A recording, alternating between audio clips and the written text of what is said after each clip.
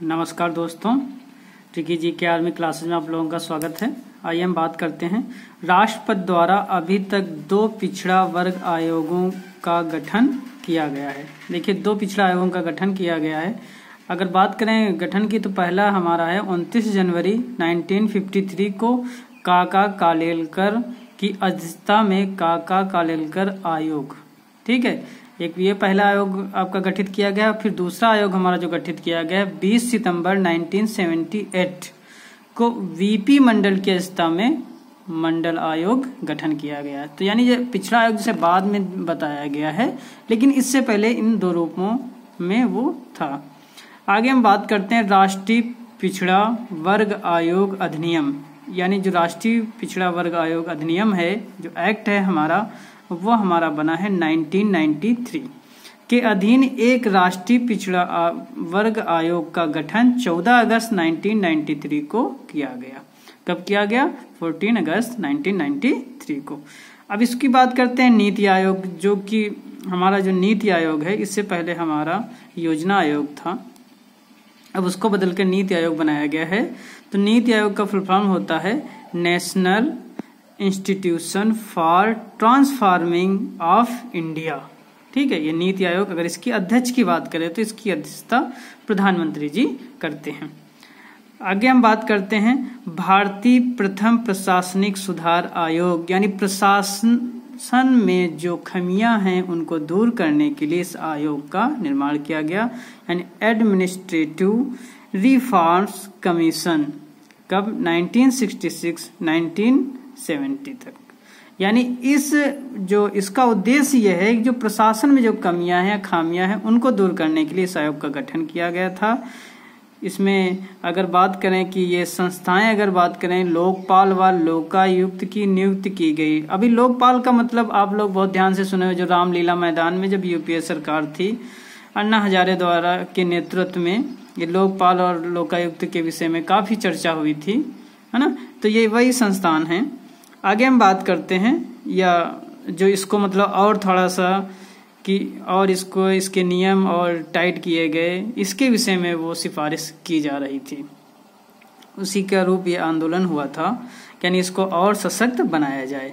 आगे हम बात करते हैं इनकी स्थापना। यानी ये जो स्थापना, ये कहाँ से ली गई हैं या कहाँ से इनकी उत्पत्ति हुई? स्कैंडिनेवियन देशों के इंस्टीट्यूट ऑफ ओम्बुड्समैन और न्यूजीलैंड के संसदीय जांच समिति, यानी पार्लियामेंट्री कमीशन फॉर इन्वेस्टिगेशन, यानी पार्लियामेंट हमारे थे वहाँ संसदीय जांच समिति वहाँ पर ये कार्य करती है।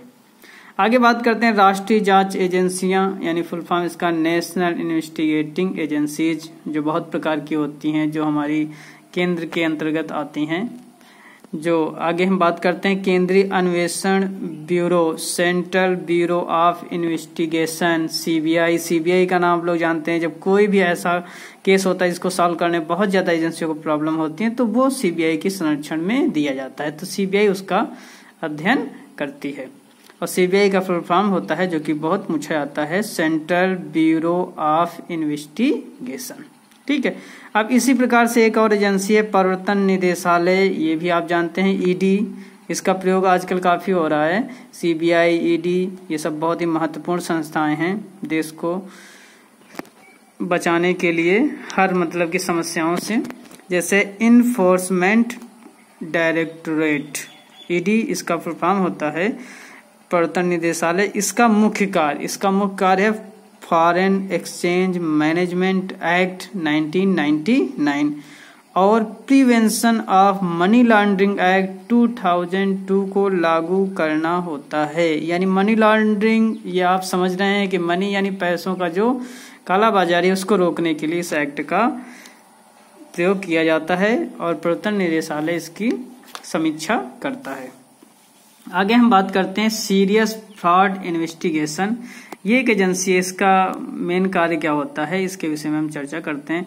इसका मतलब होता है स्टॉक मार्केट, यानी शेयर बाजार, इसका नाम आप लोगों ने सुना हुआ है। स्टॉक मार्केट में होने वाले घोटालों, जो स्टॉक मार्केट में जो घोटाले होते हैं, उनकी जांच सीरियस फ्रॉड इन्वेस्टिगेशन करता है।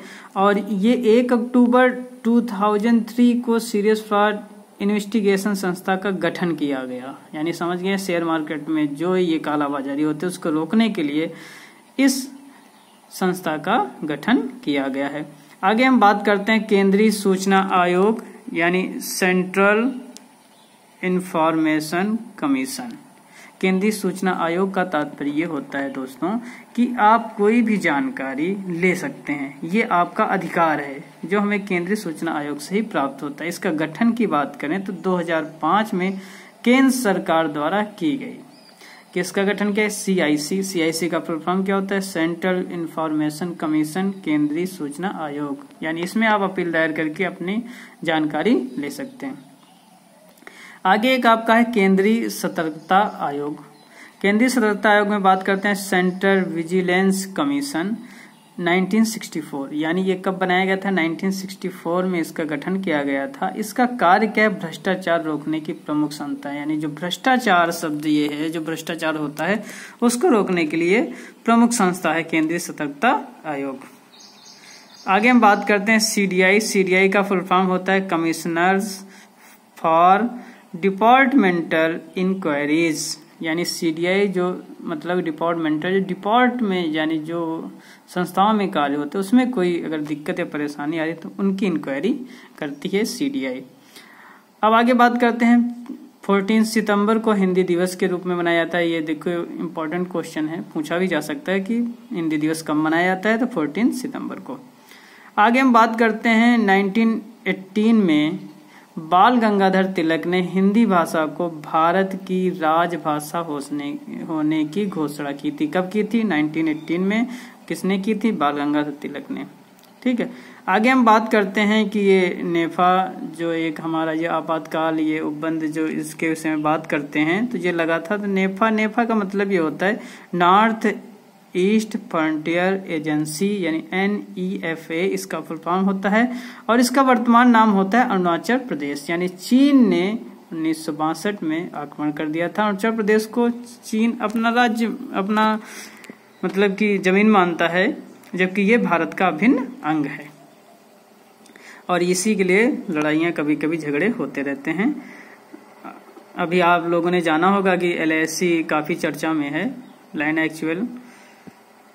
आगे हम बात करते हैं ई-गवर्नेंस के उद्देश्यों की प्राप्ति के लिए भारत सरकार द्वारा, यानी ई-गवर्नेंस जो चलाया गया है के उद्देश्यों की प्राप्ति के लिए भारत सरकार द्वारा 1 जुलाई यानी 1 जुलाई 2015 को डिजिटल इंडिया कार्यक्रम आरंभ किया गया। ये आप लोग जाने डिजिटल इंडिया कार्यक्रम में काफी चलाया जा रहा है। कब इसका गठन किया गया? 1 जुलाई 2015 को। क्या? ई-गवर्नेंस। इसके उद्देश्य जो हैं इसमें विधिवत लिखा है, बताया गया है, लेकिन ये इंपॉर्टेंट क्वेश्चन है आपका, पूछा जा सकता है कि डिजिटल इंडिया कार्यक्रम का गठन कब किया गया। आगे जो कि आज का लास्ट पॉइंट है, वर्ष 2014 में केंद्र सरकार द्वारा भारत के पूर्व प्रधानमंत्री अटल बिहारी वाजपेयी, आप जानते हैं अटल बिहारी वाजपेयी को भारत रत्न भी दिया गया है, कि जन्म दिवस यानी 25 दिसंबर को प्रतिवर्ष सुशासन दिवस यानी गुड गवर्नेंस डे के रूप में मनाने का निर्णय लिया गया है।